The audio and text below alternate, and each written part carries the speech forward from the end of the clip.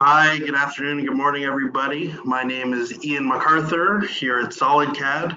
I'm one of the account managers in the architecture, engineering, and construction team. Thank you all for joining us. Today we have David Spihar from dRofus with us to go over the plugin and the platform and what it's all about. And a quick bullet point, it's a cloud-based data management and room data sheet tool for Revit. That's how we position it. If you guys have any questions throughout the presentation, please fill them out in the question field in the GoToMeeting panel. And at the end, when we have some time, we'll go over as many as we can. With that said, I'm going to pass it over to David to sort of dive right into it.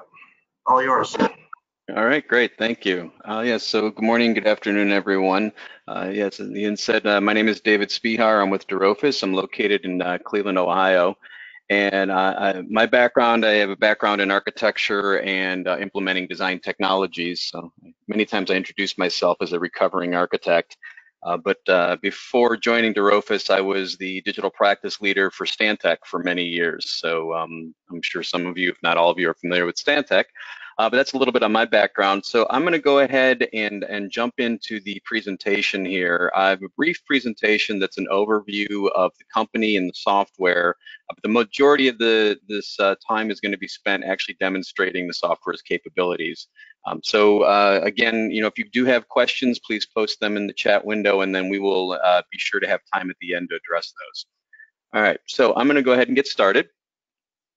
And let me get this advancing. Okay, so dRofus, I don't know how much or little any of you know about our company, but the funny name is because it is a Norwegian product, and dRofus is actually a Norwegian acronym for room data and functional structure.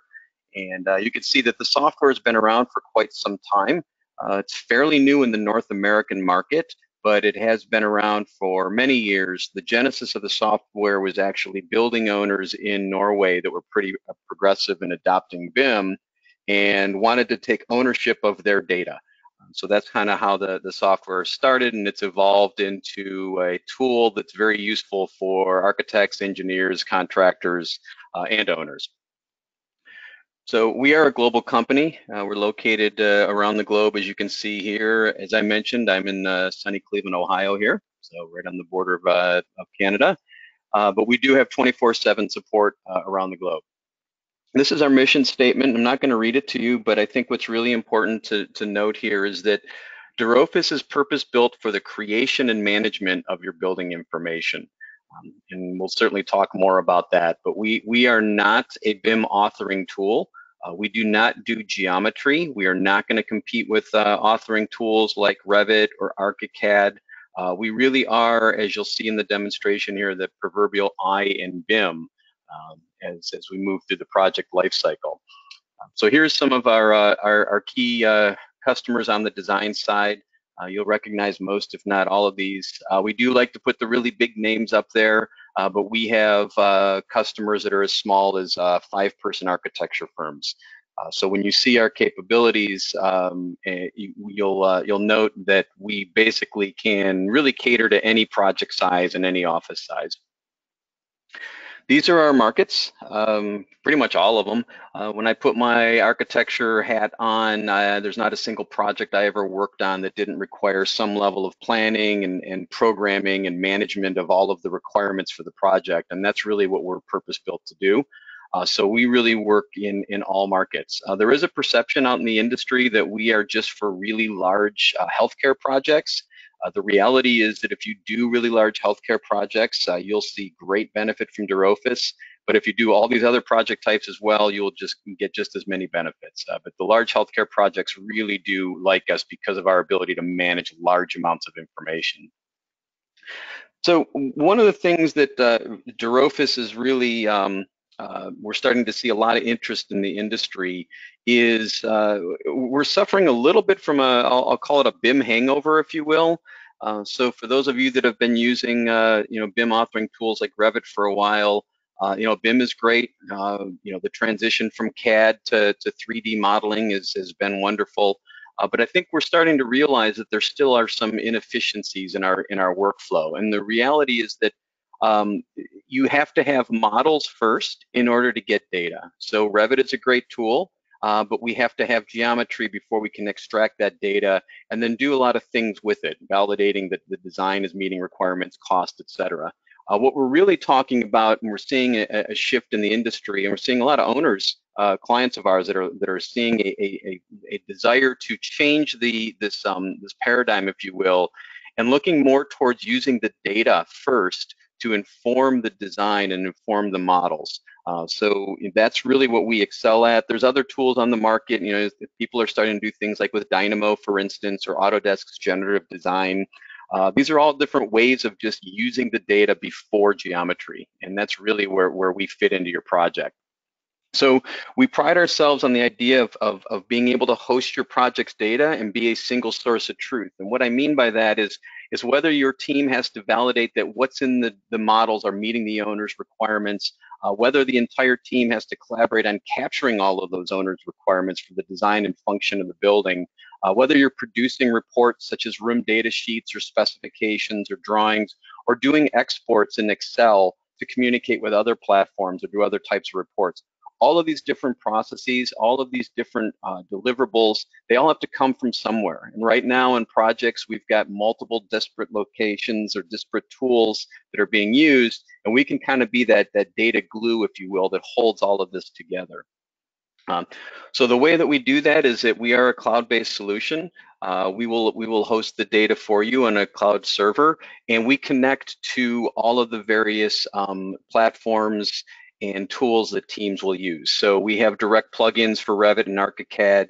We do work with projects in the whole Autodesk 360 environment, and we work with open standards. So if you are using Excel to transfer data between platforms, IFCs, we can connect all of those various platforms. So the idea here is that at the end of the day, regardless of which tool a team member is using or where that team member sits in the project, we can connect everybody with our data. The way that our licensing structure works is that if you have a dRofus project, you have unlimited users inside of unlimited organizations, all covered under one project agreement. So it's very easy to add team members to do their part and connect to their different tools. So a little bit about our ecosystem. dRofus is built on a bunch of different modules. This is how we can support all the various stakeholders on projects. It's depending on what a team member's role is, they'll be accessing or touching different modules within our ecosystem. I'm not going to go through all the modules in the demonstration today. I'm really going to focus more on the upfront, kind of the core features, if you will, which is all around rooms and items and room data and templates and so on, and then the BIM integration. We can certainly follow up later with further demonstrations on some of the other features, but this will give you an understanding of the core functionality. So basically, the way that dRofus works is, as I mentioned, we are a cloud-based solution, but we do have a desktop application. It's called the dRofus client. You would install the dRofus client when you get invited to the project. When that client gets installed, if you have Archicad or Revit, you will automatically get our plugin. And then all the work is done between the client and the plugin inside of the BIM authoring platforms. We also have a web viewer, and I will demonstrate that briefly today as well. Our web viewer is really evolving, and you'll see a lot of changes to it over the course of this year. But you do have the ability to access the data through the web, whether it's through an iPad or a tablet or something like that. So real briefly, just a kind of a general overview of the anatomy of a dRofus project, and then we'll jump into the demonstration. So basically, you will have a project inside of dRofus, and that will be your building, or could be buildings. And inside of that project, we have what we call a functional structure. And the functional structure, most of the time, is typically departments and sub-departments. You define all of those on a project-by-project basis. And then we have at our core, which are the rooms. And the rooms are where you define the room's properties and their design and functional requirements. We also then have items, and for us, an item is anything that you need to plan or track inside of your building. Those items get placed in what we call item lists, and item lists are basically buckets that help you organize all of the planned items inside of your rooms, and then the rooms get placed inside of their functional structure inside of the whole project. So that's basically the anatomy of a project. The whole time that you're creating and managing all this information inside of dRofus, we are connecting to your Revit or Archicad models, and we're validating that as the team is building the model, what is in the model, which is ultimately going to be the produced document set, is actually meeting the planned requirements that were set out from the very beginning of the project. Now, what's really worth noting here is that we do have a very valuable plugin inside of Revit, and I'm certainly going to demonstrate that. But when we start talking about this idea of putting the data in front of the geometry, you can build your entire project inside of dRofus without having a single piece of geometry. So you can really greatly increase the team's efficiency by establishing all of the requirements, all the rooms, all the things that need to be tracked inside of the building before you start building models. All right, so with that, I'm going to go ahead and I'm going to close out of this, and I'm going to go into dRofus here. So this is the home screen when you log into the software, and we just give you some key project statistics. You can see on the right here, we're showing just some of the information. This project has already been connected to a Revit model, so you're starting to see some comparisons between planned versus actual areas, the number of rooms, things like that. And then these progress bars on the left, that shows how the rooms are evolving as far as having all of their defined requirements, and I'll show you that in the demonstration. So you'll see off on the left here then, this is the list of all the different modules, and I'm going to go ahead and open up the rooms module first. So with the rooms module open, you'll see that the user interface is pretty similar throughout all the different modules, where you've got a navigation pane on the left, you've got your main workspace in the center that's like similar to looking at a spreadsheet, and then you've got these dialog boxes on the right here, like this properties palette that's open, and then you've got your Windows ribbon across the top. Now, as I mentioned in that diagram, rooms are organized in a functional structure. So you can see on the left here, this functional structure, this is project specific. So every project will have a unique functional structure, and it's really how you need to organize all the rooms in your project. As I mentioned many times, this could just be departments and sub-departments. In this case, we've got a multi-tenant, multi-story office tower. So our functional structure is broken up by each one of the tenants, and then all of their departments inside of each tenant, residential tenants as well. So it's a very flexible structure, but it basically is meant to mimic your program as far as how your building is going to be designed. If I go ahead and I select one of these tenants, like office tenant A, you'll see I'm now looking at the properties for that tenant or that department. You'll see here that we've got a lot of different attributes to capture areas. And I'm not going to go into these in great detail, but I just want you to note that we can track net versus gross areas on a department by department level. And you can define certain different criteria for that, such as percentages of gross to net ratios, things like that. So you can actually plan out every one of your departments in your functional structure, give them a planned gross and net area, and then as you start adding the rooms, we can validate that what was planned at a departmental level actually matches the square footage or the square meters of all the rooms that are now inside of that department. And then once that's connected to Revit, we can then validate that the size of the rooms in Revit match those planned requirements. And this becomes a really useful tool for planners, project managers, team members that aren't going to necessarily be inside of Revit, or the people that are inside of Revit, but now they have a dashboard where they can come and they can see how the project's evolving without needing to open the models.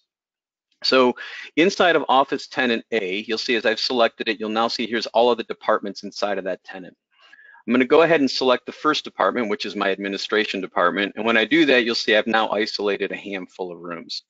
So this is a way where you again start to organize all the rooms in a project. If I go ahead and select one of the rooms like this conference room, when I have that room selected, you'll now see that the properties palette on the right has changed, and I'm looking at the properties for that room. For those of you that are have work in Revit, this is fairly similar to looking at the Revit room parameters. Now I'm going to go ahead and select this room, and then I'm going to open it. And when I open this room, I'm now presented with all those same properties that we saw up there on the right behind. You'll see that we've got a lot of just basic information such as the room name and room number. You'll see that we can manage multiple room naming and room numbering schemes. This becomes very valuable if you have a client that has their own numbering or naming convention, and as an architect, you may need to track different numbers on the drawings. We could manage all those schemes, and you can decide which one of these is actually published inside of the Revit model. You'll see there's a lot of other attributes here for groupings and classifications, statuses, areas, and measurements. I'm not going to get into any of these. These are just a lot of different ways where once you have the rooms in your program, you can now start to sort and manage rooms outside of just the functional structure.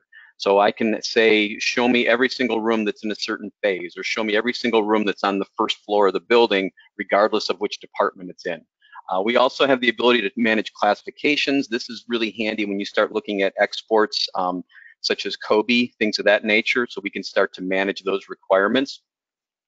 But I'm not going to get into those any further, but I do want to talk about the room data here on the top. So if I go ahead and open up this room data tab, you'll see all of these different tabs and all of these different fields of information. This is where a team can collaborate on capturing all the design and functional requirements for rooms. So this is the type of information that typically would not live inside of a Revit model. This is the type of information that frankly will live in various sources. It might be in a notebook, it might be in an Excel file, it might be in PDFs, it might be in someone's head. The idea here is that this gives the team the ability to now come and collaborate and capture all their shared requirements. These tabs, the numbers of tabs, what they're named, and all the fields that are inside of them is completely customizable, and it's something that we help you set up as part of a project startup, is help you define how simple or how complex you want to be in capturing your room's design requirements. You'll also have the ability to control who has access to what information.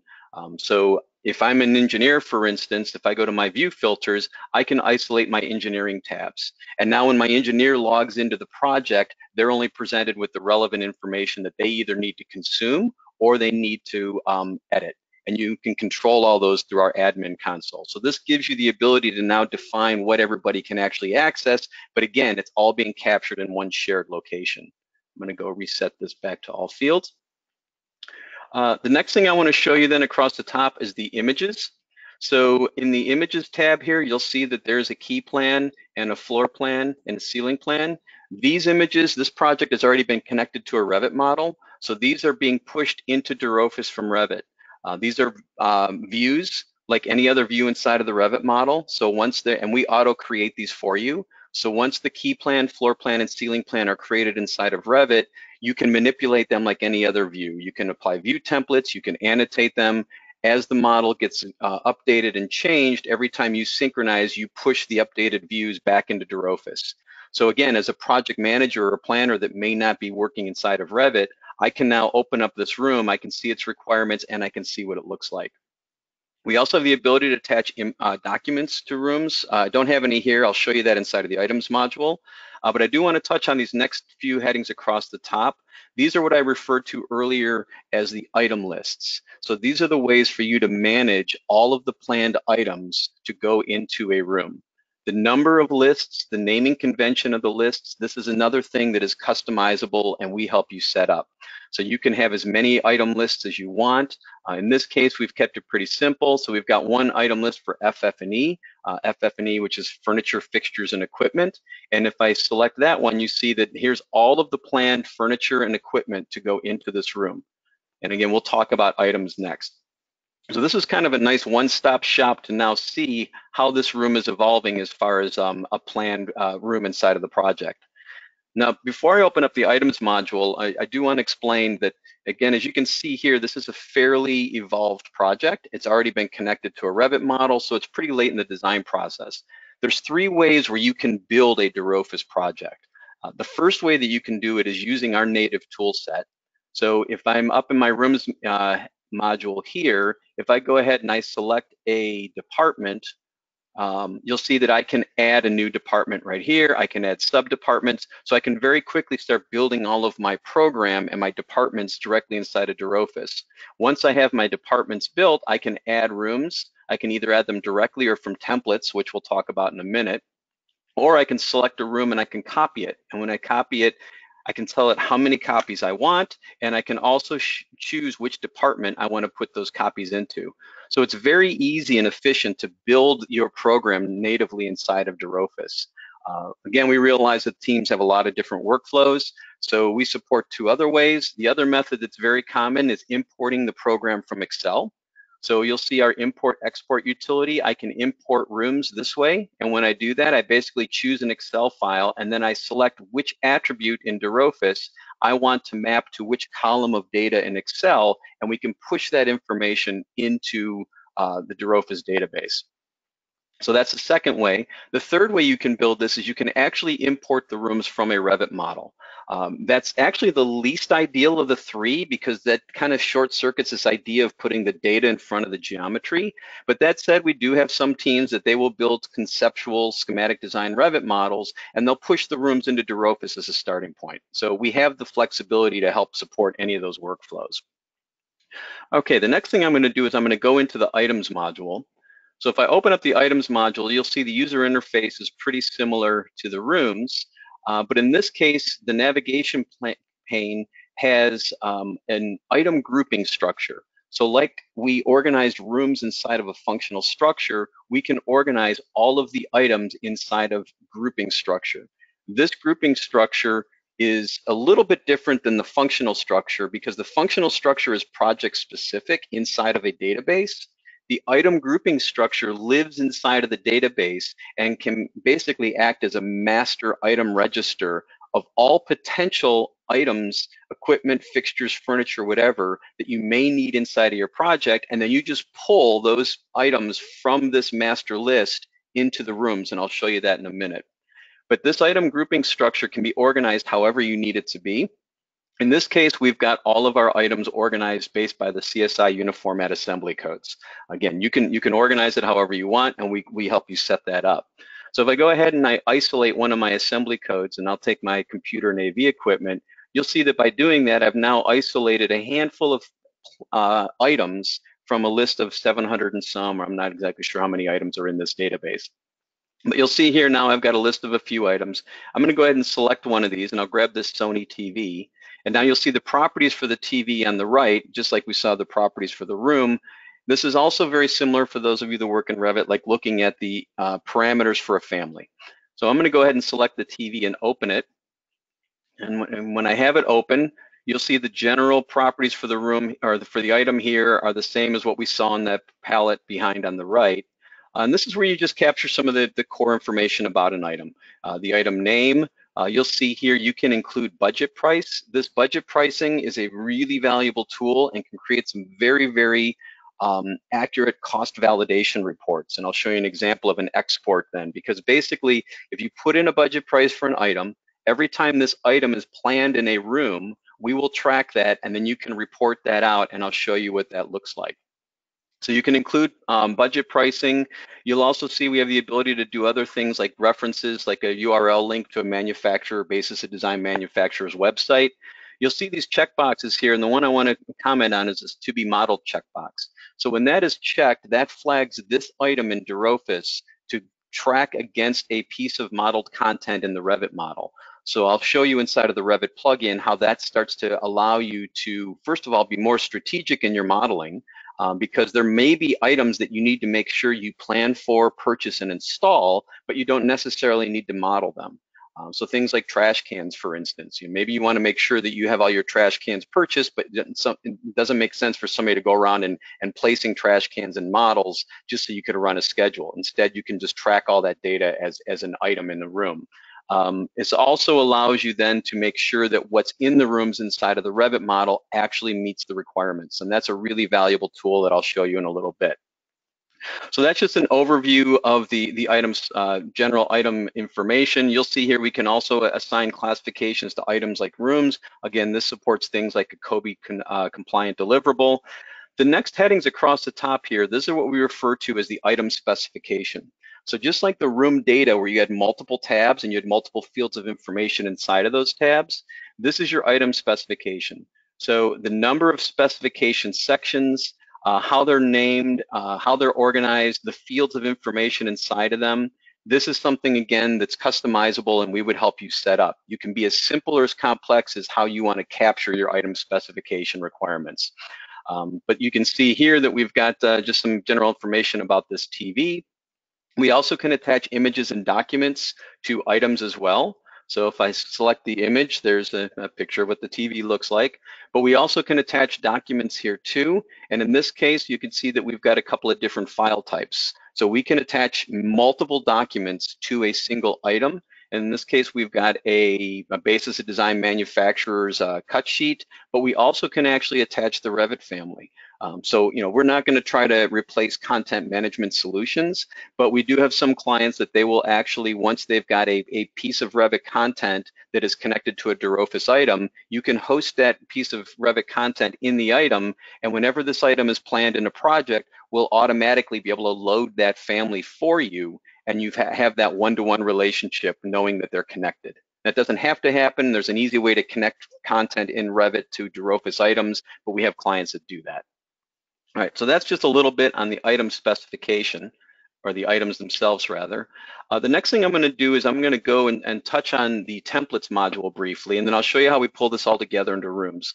So the templates module is a little bit different, it's a little simplified. And basically templates live inside of the database alongside the project in the rooms, but the room templates are independent and they get assigned to rooms as needed. So this is a great way to start to standardize design and start to become more efficient. This is actually one of the reasons that people love us for healthcare projects, because there are so many repetitive room types and there are so many standard equipment needs for those rooms. Now that said, you can see the value in this for any other type of project where you'd have repetitive rooms. Laboratories, classrooms, hospitality, multi-unit residential, templates become very valuable for those project types. So an example that I'll show you here is, you'll see we've got a lot of room templates inside of this database, but I'm going to go ahead and select this conference room template and I'm going to open it. So now when I open up this conference room template, you'll see that we've got just a few simple fields of information for the template. The template name, you can include a standard area, and then you also have a template coding system. So if you have your own coding system, or if you have a client that has their own standards and their own coding system, you can include that as well.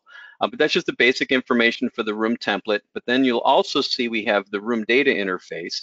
So just like we were capturing and defining the room's requirements for those individual rooms, you now can define those at a template level and then apply this to as many rooms as you want, and all the rooms will inherit all of these requirements. We can also attach images and documents to templates. So in this case, if you've got any basis of design sketches, or maybe you build little shoebox models in Revit that says this is what our standard room layout looks like, you can include those in your templates. And then we also have all of our item lists as well. So just like we could plan the items for an individual room, you can actually template all of the planned items to go into that room type and then apply all of this to your rooms in the project. So you can see in this case, we've got all of our planned FF&E for this template. One other thing I do want to show you before I go into the rooms module is, one of the great things about dRofus is that we log every single transaction that happens in a project, and at any given point, you can run reports to see what's changed. So in this room template, for instance, I'm going to show log, and I'll bring up a little dialog box here, and this is going to give me a report of everything that has changed in this room template since it was created. It's going to show me the fields that were changed, old versus new values, when they changed, who made the changes. This becomes a really valuable tool now for managing scope creep and managing expectations. Really good quality assurance tool. Again, project managers, planners, owners, anybody you invite to the project, they can come in and they can run these logs at any time and they can see what changed and when. You'll also see that we have the ability to do a lot of different kind of isolation of transactions.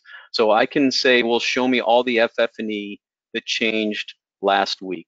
And when I do that, I can search and it'll show me if anything has changed. Now, in this case, nothing has, but this becomes really valuable after user group meetings. We have clients that will actually use us in user group meetings, and as they're making changes, they change the dRofus data, and then they can isolate those changes, export them to Word or Excel, and those become conference records that show these are all the things that changed on the specific date with these specific users.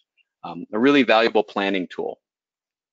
All right, I think that covers enough on templates. I'm going to close this, and I'm just going to go back into the rooms module real quickly here.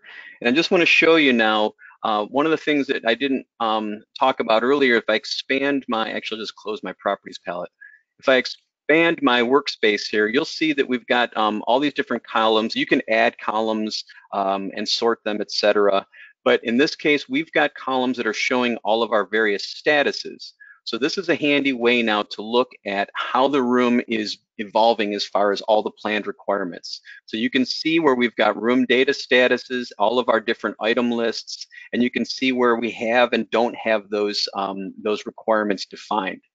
So a good way to see how this all comes together, if I go ahead and I search conference room, and if I search that, I can now isolate all the conference rooms on my entire project.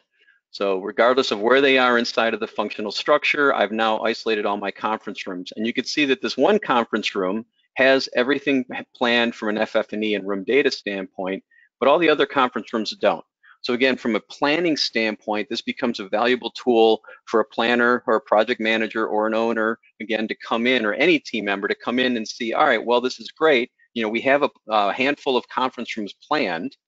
We see that they're actually placed in the model because we see a designed area versus programmed area, but we haven't defined any of their requirements yet. So if I go ahead and I open up my room data interface over here, and I'm gonna expand this a little bit, and if I go ahead and multi-select these rooms, you'll see that as I multi-select them, it's going to give me 4 different options. It says, hey, you haven't created any room data. How do you want to do it? Create unique, that would be like a one-off space, like a lobby or something like that. I can copy it from another room, but in this case, I'm going to create it from a template. And when I select create from template, here's my list of room templates. I'm going to scroll down and grab that conference room, and I'm going to select that. And now when I select that, you'll see that their room data status has now been updated. It shows it's coming from a template. And you can see that there's all of the room data for all these rooms now populated. Now, if I go ahead and select one of these rooms and open it, there's all my room properties. If I go to my room data, you can see there's all the room data, and you'll note that it's all grayed out. I can't change it because it's driven from a template. So there's the template right there. So if I do need to make a change to the template, I can actually access that directly from inside of one of the rooms, and now I can edit the conference room template. And when I make changes here, it will push that into every single room that's using this template. You'll also see right here that we tell you that the template is being used currently by 8 rooms. So you can see that relationship. But another way that teams will have to modify the data, and this happens just about on every single project, is that you're going to have a template, a standard room layout, but there's always going to be exceptions to the rule. So what I can do is, if in this room, let's say it's on a corner of the building, it's slightly larger, has a slightly different footprint to it, I can change the room data status from a template to derived. And now when I do that, you'll see that I can modify all of the fields of information. And if I come here and say, well, instead of 16, my occupancy is 18, you see that red bar? That shows that that is now a derived value from the template. So this becomes a really valuable tool for defining standards, and then as those standards need to vary, you can make those derivations as needed. Anything that is not flagged with the red bar is still driven by the template. So if any other field changes inside the template, it will push it into this room, except for the fields that have the red bar next to them. So now you've got that certainty that you started from one set of standards. You can derive off of it as needed, but everything else will stay the same. We also have the ability then, if I go, I'll save that.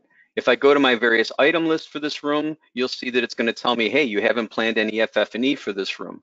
I'm going to go ahead and create that from a template because I know I have my template. I'll grab the conference room, select it, and now you'll see that it's pushed all that furniture into the room. So you can do that for each one of your different item lists. You can plan the items based on either their templates or unique requirements. I'm going to save and close this. And now when I save and close this, you'll see that their statuses have changed here in the window, and you can see that now they've got some design requirements assigned to them. All right, how am I doing on time? All right, really good. Okay, now I'm gonna go ahead and I'm gonna go into the Revit interface, and I'm gonna show you then how we interact with Revit. So here's the model that's already been connected to the dRofus project. And you'll see that when you get the client, you'll also get our plugin directly inside of Revit. We got a bunch of tools here. The first thing I'm going to show you is how we interact with Revit at the room level. So if I zoom into this corner of the project, and I'm going to go ahead and place a room like I always would, just using the basic Revit room tool. But when I place this room, you'll see that it's going to go ahead and place it.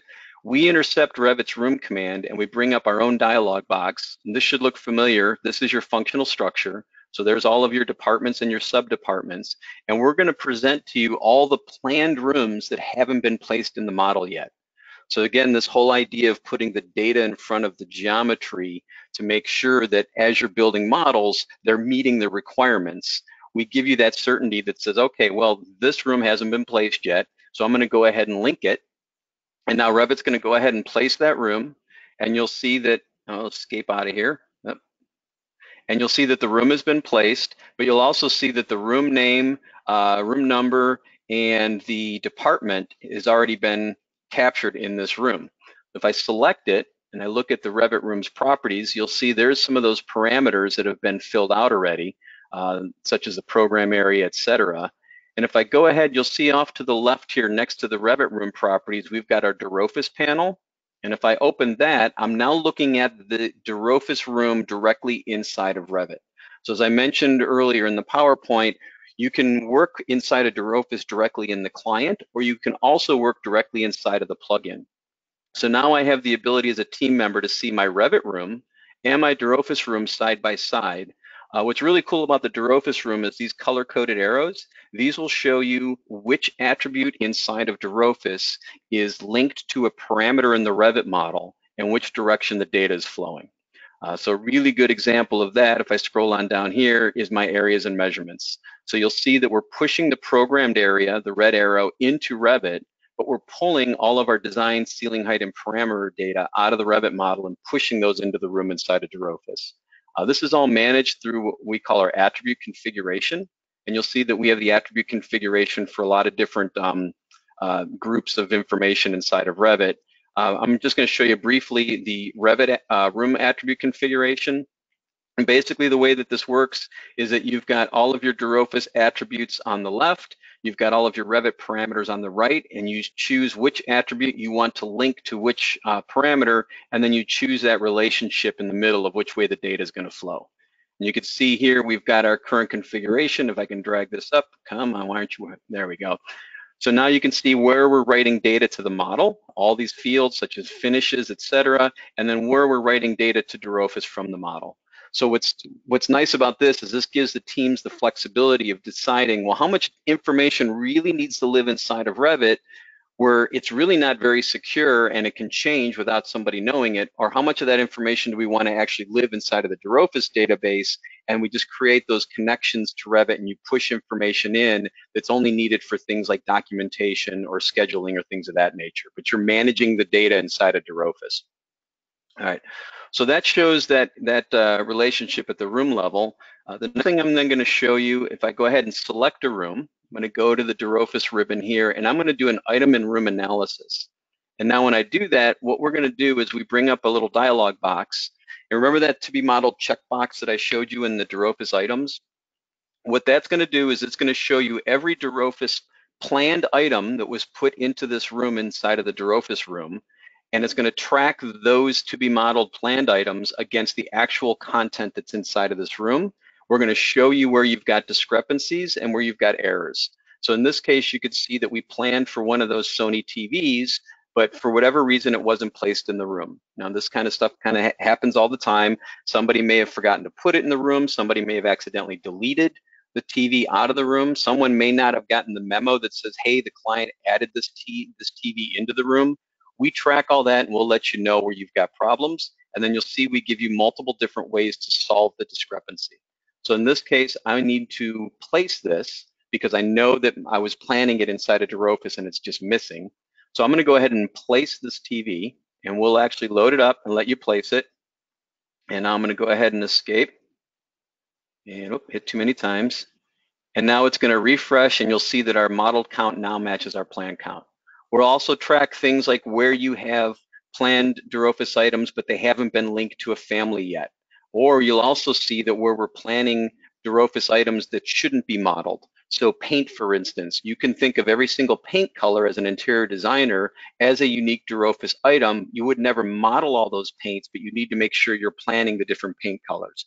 We can then take those different paints and wall finishes and actually push those in as the room parameters when the time is right. So that's a great little way to kind of validate what's inside of the models is meeting design requirements.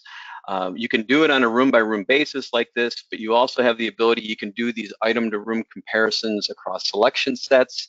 You can do them across an entire level of the building, the whole model. When you do them in larger selection sets, they do take a little bit of time, but then you can actually export those as Excel files, and all that data that I showed you in that interface without the graphic all comes through in Excel, and you can kind of sort out your modeling discrepancies there. So that's the basics of the Revit interface. You know, we've got a few other ways we interface with Revit. I'll show you here. Here's the ability I mentioned earlier to import rooms from the model. So if you do have that workflow, or if you've got a project that's pretty far along, or not at any stage of design, you're like, hey, this sounds like an interesting tool, let's give it a shot. We can always just take and import the rooms from Revit and create that connection. All right, I think that pretty much covers the Revit interface. The next thing I want to show you then is our reports module. So if I go back into dRofus, I'm going to open up the reports module on the bottom here, and you'll see that we come preloaded with a lot of different PDF reports. We also come preloaded with some Excel reports, and you can create custom ones as well. So a real common PDF report that gets run a lot are room data sheets. So if I select the room data sheet, you'll see that you're presented with a lot of different options of how you want to display the information, how much or how little you want to report from the room data. But I'm going to go ahead and treat this like a cooking show, and I have this open already. So here's our out-of-the-box room data sheet. So you can see in here at the very top is where we're capturing that core room information. You're just basically printing out the room data. So you'll see that you can include as much or as little on these room data sheets as you want. We can show the status of the room if it's actually being designed off of a template. You can show the actual versus program requirements once it's been connected to a Revit model. And then you'll see each one of these sections with these gray headings and all the fields inside of them. Those correspond with all of those tabs inside of that room data interface. So all that room data that we were capturing, you can now report that out, and you can actually see all the planned design and functional requirements for the rooms. These become very valuable for user group meetings, for progress submissions. In addition to the room data, you can also include all of your planned items as well. So you can see these are the item lists that are planned to go into this room. So here's all of our FF&E, here's our finishes. In addition to that, I'll go to one full page. We also can print out the images that are attached to the room. So here's that key plan, there's the floor plan, and there's the ceiling plan. Again, these are all coming directly from Revit. This isn't Photoshop trickery. This isn't a team member spending hours upon hours of time formatting these room data sheets manually.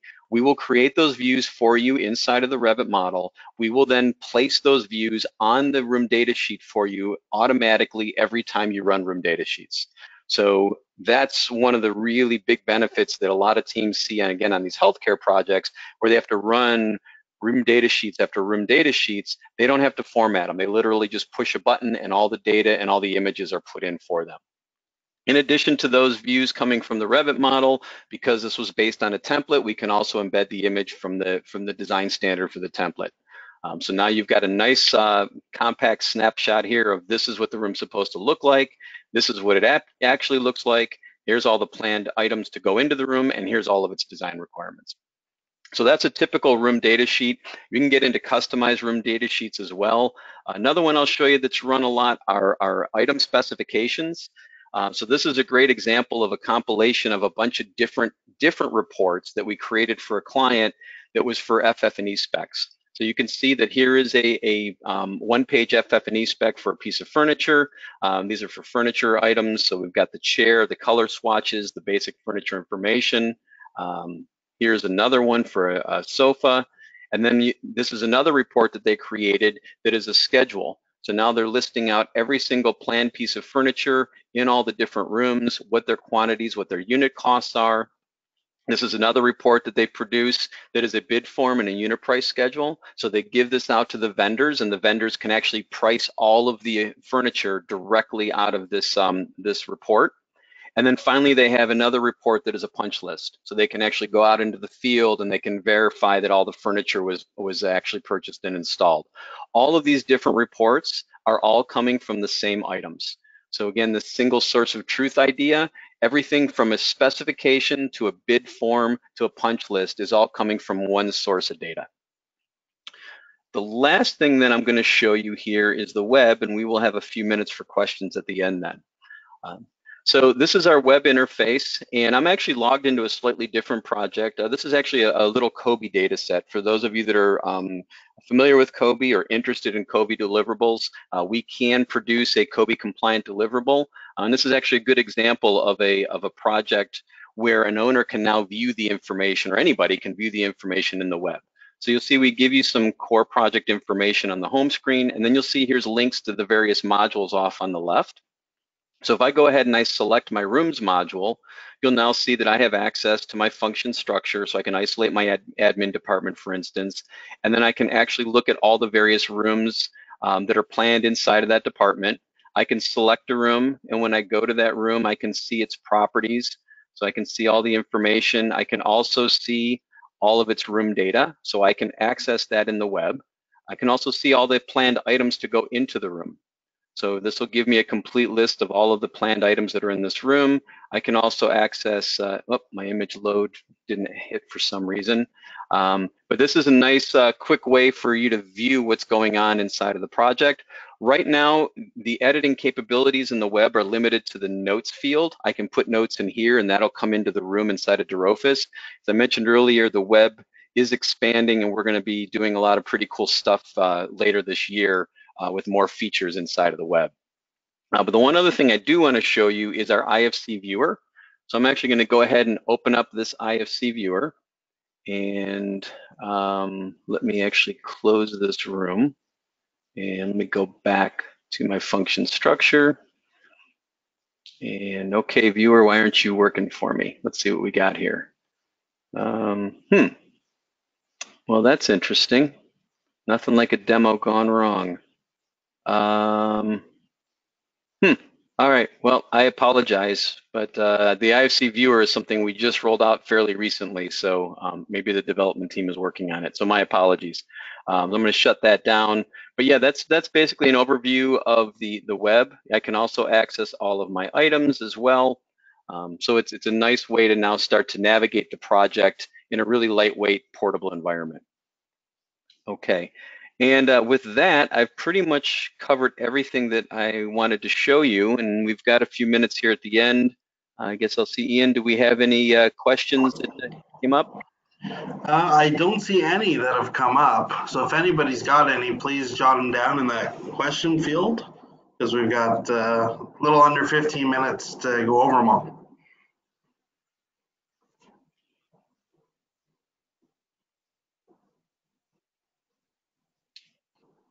All right.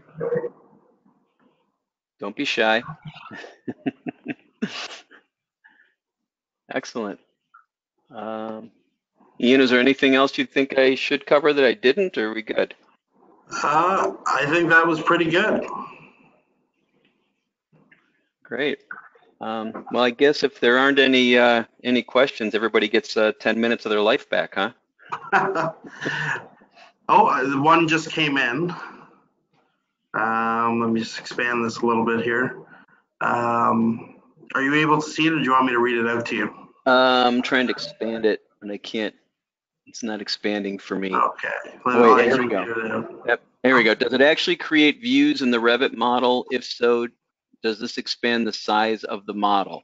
That's a good question. So yes, we actually do create the views in Revit for you, and you can choose if you want to keep the views or not. So if I go back into the Revit model, you'll actually see here, here's all of my room data sheet views.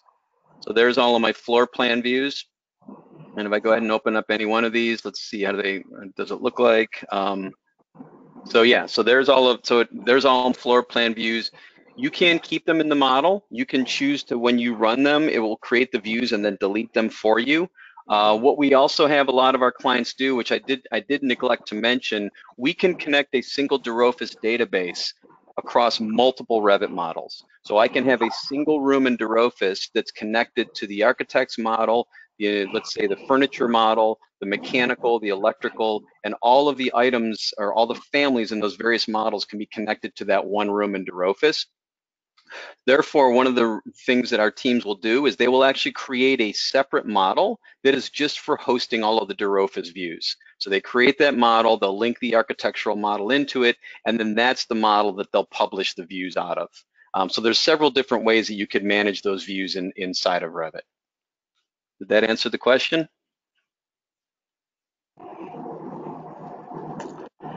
Looks like we got a whole bunch rolling in now. Okay. Let's see, what do we got here? Are the reports customizable is the next one. Yes, they are. Yeah, for some reason, Ian, I'm sorry, I can't expand my window. You're gonna have to no worries. help me out there. So yes, the reports are customizable, both the PDF and Excel. Oh, I didn't actually show you the Excel reports. I will show you though. Here's a couple different types of room data sheet reports.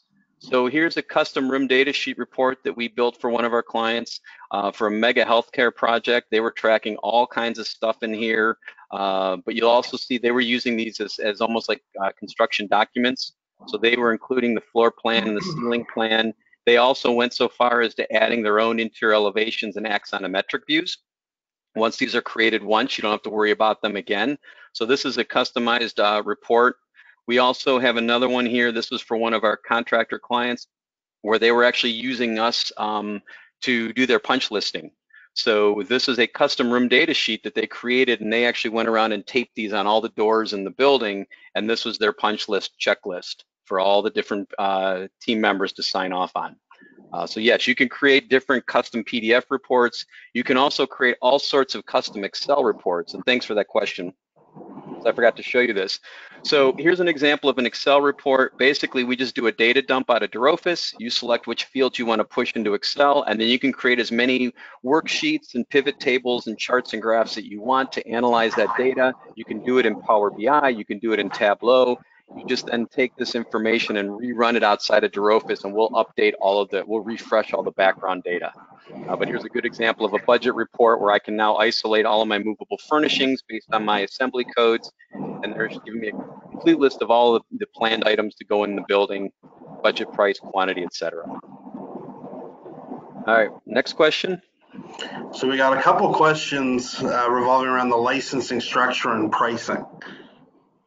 Yes, so the licensing structure, we have our primary model. We do enterprise licensing, we do project licensing, and then we also have small business enterprise pricing. The most typical project is based on square footage, and you lease access on a monthly basis. It starts at $5 US per 1,000 square feet of building area per month. So a good example is a 100,000 square foot project would be $500 a month. And that allows you unlimited users in that project, both inside of your organization and any other team members. So we do not sell seats of the software. We're a SaaS provider, so you lease access. It is your data.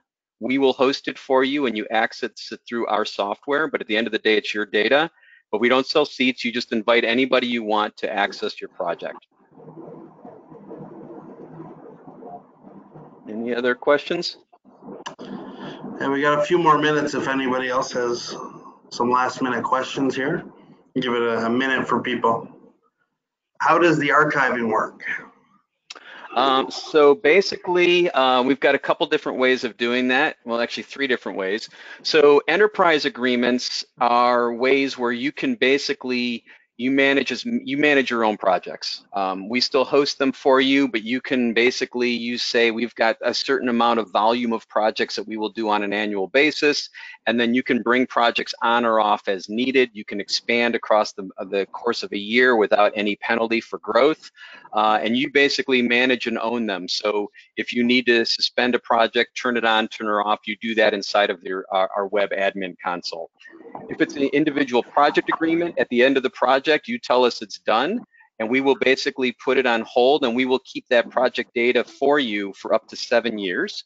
You can export it at any point. You can export the actual database itself, or a lot of times teams will export it into Excel and PDFs. That's one of the reasons that we support COBie deliverables, because you can basically export the entire project into a COBie format.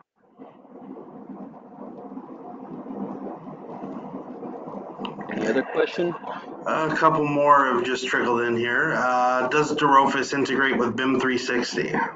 Yes, we do. So we connect at the Revit side, we connect to local files. So any hosting of a central file, whether it's on a file server, the old Revit servers, BIM 360, we work with all those environments, because at the end of the day, we're just connecting to the local Revit users' files. Let's see, I was able to expand these questions here now. How to run it optimally? Some Revit plugins can severely drain PC resources. Yeah, that is a good question. We really, our connection inside of Revit, it's just a connector for the two databases to talk to each other. So the only time that we impact Revit is when you're consciously doing a synchronization or changing data. Other than that, we just run silently in the background. So we really don't see anybody having performance issues with the plugin. And let's see, what's the last? What would the example price be the same for an owner who is managing the lifespan of a project? Okay, that's a good question. So that is a completely different pricing model, and I would basically have to take that offline, because it really depends on what the owner's requirements are. We manage large amounts of data for various owners around the globe, and it's a different price if it is life cycle data management. It is a fraction of the cost of a regular active project. And again, there's a lot of volume discounting based on duration and actual amounts of square footages. So the $5 I quoted, that's the starting. We get as low as, on projects, we can get as low as a couple dollars per square feet. And on life cycle, we're talking, pennies or cents or tens of cents per square foot. So it really changes, but that would have to be a unique case that I get a proposal together.